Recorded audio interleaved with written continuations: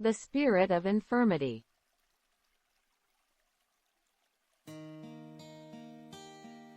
Luke 13:10-17. 10 And he was teaching in one of the synagogues on the Sabbath. 11 And, behold, there was a woman which had a spirit of infirmity 18 years, and was bowed together, and could in no wise lift up herself. 12 And when Jesus saw her, he called her to him, and said unto her, Woman, thou art loosed from thine infirmity. 13 And he laid his hands on her, and immediately she was made straight, and glorified God. 14 And the ruler of the synagogue answered with indignation, because that Jesus had healed on the Sabbath day, and said unto the people, There are 6 days in which men ought to work, in them therefore come and be healed, and not on the Sabbath day. 15 The Lord then answered him, and said, Thou hypocrite, doth not each one of you on the Sabbath loose his ox or his ass from the stall, and lead him away to watering? 16 And ought not this woman, being a daughter of Abraham, whom Satan hath bound, lo, these 18 years, be loosed from this bond on the Sabbath day? 17 And when he had said these things, all his adversaries were ashamed, and all the people rejoiced for all the glorious things that were done by him.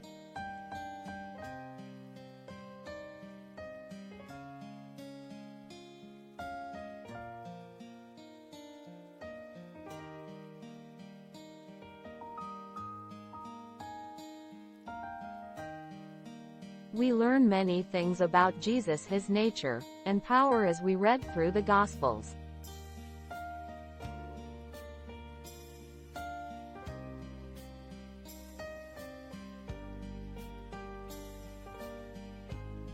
Because Jesus was God in the flesh, we can say at the same time that we learn from the life of Jesus what God himself is like. Throughout the Gospel stories, we see Jesus healing the sick. He had compassion on the afflicted, those tormented by sickness and the evil spirits, and he would heal and deliver them. This repeated stories from the Gospels leaves us with undeniable truth, that God in heaven is a God of compassion whose ultimate desire is to alleviate all pain and suffering on earth.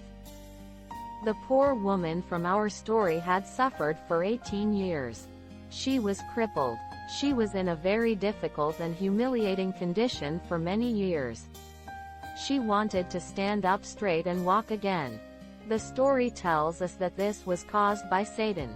When Jesus comes to us, it is not important how or why we are in the condition we are in.